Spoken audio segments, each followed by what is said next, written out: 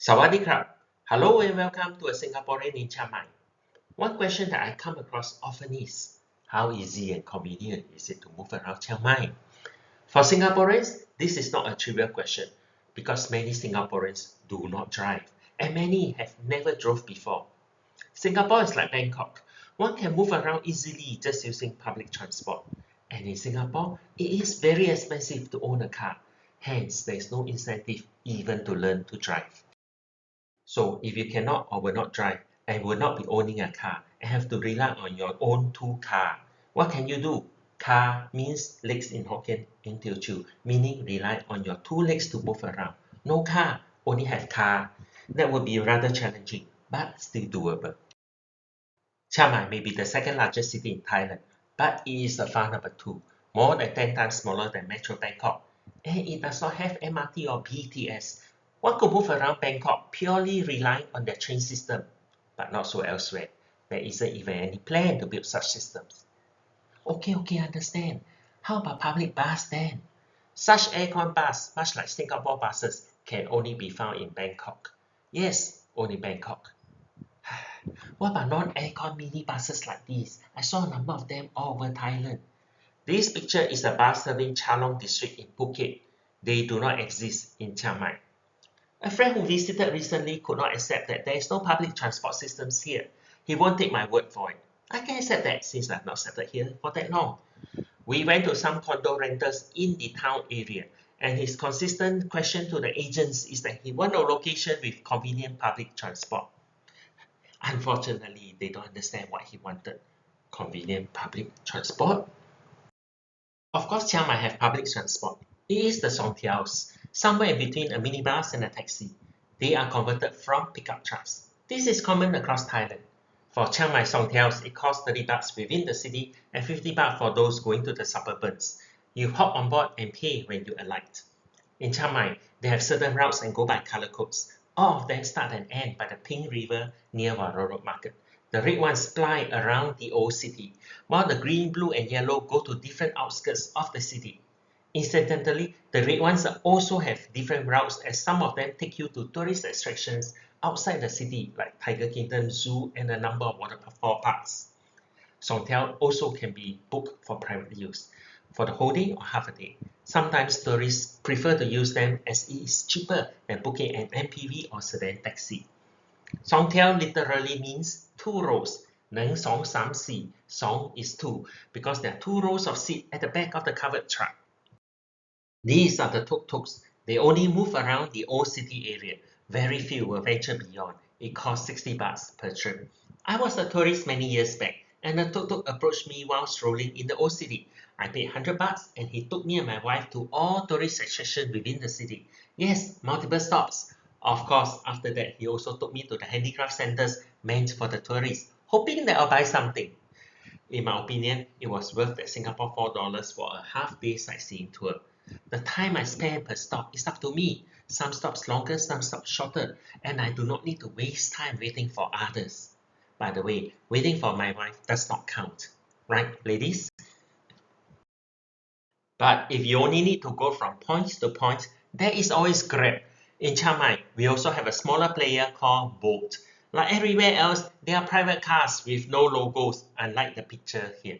Your Grab app in Singapore can be used here seamlessly. Installing the Bolt app is also seamless. So, Grab and Bolt away! However, for many of us, we prefer the convenience of our own transport. Motorcycle rentals is about $10 per day, and only one is only 600 Singapore dollars. Scoopies are the most common, uncomplicated gear changing. If you can ride a bicycle, you can ride a Scoopy. The people hardly wear crash helmets, especially if they are moving around their neighborhood. Short trips to the market is ideal. It is very convenient to park by the roadside. I know, most of you will balk at that thought. It's too dangerous, you say. It is true that the majority of the road accidents deaths in Thailand involves motorcycle. However, most of them are in and around Bangkok. People in Chiang Mai drive slow and give way. There's no rush. We will trail behind bikes patiently until it's safe to overtake. But I won't deny the risk, especially when they ferry their little kids to and from school. 3 or 4 people on a single bike. And I always worry for the kids sitting behind. without helmets. It's not that they don't believe in helmets. Real safety helmets are just too big to fit the kids. One good news is that Thailand drives on the left side, same as Singapore and Malaysia. No adjustment needed. A simple Toyota Yaris and Honda City is around 500,000 baht, brand new. That is 20,000 Singapore dollars. In Thailand, every model comes with entry levels to bait you in, but you will find it too basic and invariably move on to the mid levels. The mid levels are the sweet spot. The higher level ones cost more for intangible bells and whistles. Of course, we are not limited to sedans. The Mazda CX-30 SUV packs a punch and was voted Car of the Year in Thailand. Not forgetting the vast choices of MPVs, the Toyota 4Runner is one of the favorite models. By the way, car in Thai is rot, and driving a car is cup rot. Electric cars are getting popular in Thailand. BYD is investing heavily in Thailand, and I see a number of BYD showrooms popping up across Chiang Mai. They are the undisputed #1 EV in Thailand. The other Chinese players are MG and followed in third spot, Neta. These are the pure electric vehicles, the EVs. What about the hybrids? This Corolla Cross is very quiet. I test drove it. Unfortunately, it seems underpowered when I step on the pedal to take me from 80 km to 100 km per hour. Also, do not confuse the Corolla Cross with the Yaris Cross. While the Yaris Cross is very affordable, I will not waste my breath talking about it. Instead, this MG Hybrid is a beauty. It is not that small, quiet ramp up using electric motor, and quiet transition to petrol. Smooth cruising and ramping all the way to 100 km per hour. The size felt very much like my spacious Citroen Picasso back in Singapore. The only thing holding me back is the general negative review of this brand's reliability.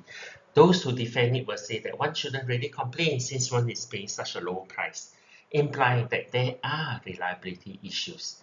In a couple more years, I hope the review will shift towards the plus. I may consider it then. But of course, in Thailand, the PHEV will even be more attractive. What's the difference between a regular HEV and a PHEV? PHEV stands for plug-in hybrid, meaning I can plug it into my house electrical, charge it up at night while I sleep. EV, HEV, PHEV are dominated by Chinese players, mainly because they dominate the battery technology. Now that we are done with the petrols and electricals, let's look at the diesels. I will go straight to the pickup trucks. A friend once exclaimed that Thailand is the dreamland for diesel pickups. There are three big players, Toyota, Ford, and Isuzu. They are all over town. The main reason why it is so popular here is due to its flexible multi-purpose nature. 54% of total vehicle sales in Thailand are pickups. The entry-level parts have lower body, just slightly higher than a regular sedan, and the mid and higher ends are higher as in the pictures. There is a stepping platform to help you get up into the truck. With the current flood causing havoc in Thailand, a high-body truck is useful. My friend stuck in their condo hired such a truck to pick him up to go to the airport. The flood waters at Changlang Road rose to almost knee level. Normal sedan cars will not be able to go through. This map shows the flood around Ping River, Chiang Mai. It starts from Area 1, moving on to 2, and finally to the outer area 7. If you are looking for a place to stay, avoid the Changlang area. Even though it is a bustling night market with lots of life and food, one has to contend with the flood water every few years. Also, avoid Sarapi and Sampatong area. Interestingly, the square moat around the old city is not that flood prone. And I have no regrets getting this Toyota high-body pickup a few months ago. No worries going through floods. I chose second-hand. 1.5 years old with only 18,000 kilometers on the meter. A reasonably new second-hand has very good value for money. The depreciation is highest in the first couple of years. After that, its value stabilizes as there's no 10-year COE working against you. Alright, what about driving around? I'll share some basic traffic rules to help you get started. When you see a red, white painted curb, it means you cannot park there. In fact, you're not supposed to wait or pick up passengers. They are usually painted at traffic junctions. It is quite logical. A yellow-white curb means you can wait, drop off, and pick up. This picture is actually a joke because the tuk-tuks painted the red-white into yellow so that they could park and wait for passengers. By the way, parking is free in most places including shopping malls with multi-story car parks. It is nice and take the stress away. One can park there the whole day. I've yet to try overnight parking though. The only places that I know that charges parking are Chinatown area, Changlang Road Night Bazaar, and the airport. 20 baht for 1 hour. Waiting at a traffic light junction will train you to be sabai. You can wait for more than 15 minutes. The busier junctions uses a round robin of green lights instead of letting traffic of opposite directions flow concurrently. This is how it works. While 3 side lights are red, your side will turn green to allow both straight-throughs and those turning right. After a few minutes, the traffic on your left will have its turn, and then the next, and the next. One sometimes wait for this sequence to go round 3 times before you get to clear. Good training to become sabai. One thing to note on the highway junctions is the U-turn lane. It is on the rightmost and is usually empty. I had made the mistake of switching to this lane since there's no cars, only to realize that I cannot turn right. You can see it on the signboard above and painted on the road itself. If you make the mistake like me, just U-turn and then U-turn back again a few kilometers later. Chiang Mai roads are generally very drivable, especially with the friendly drivers who let you out.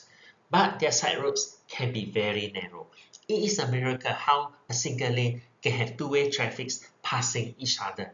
I learned how to do it with my truck, mostly because both sides give way to each other and the inside road tend to have very low traffic.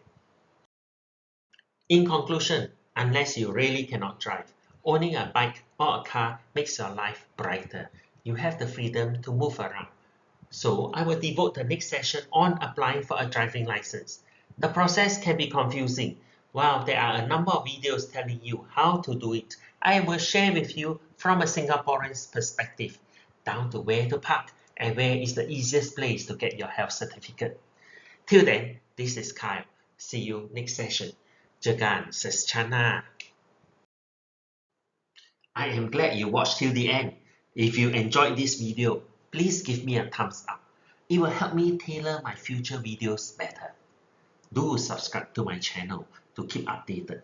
It is called Singaporean in CM. Have a nice day.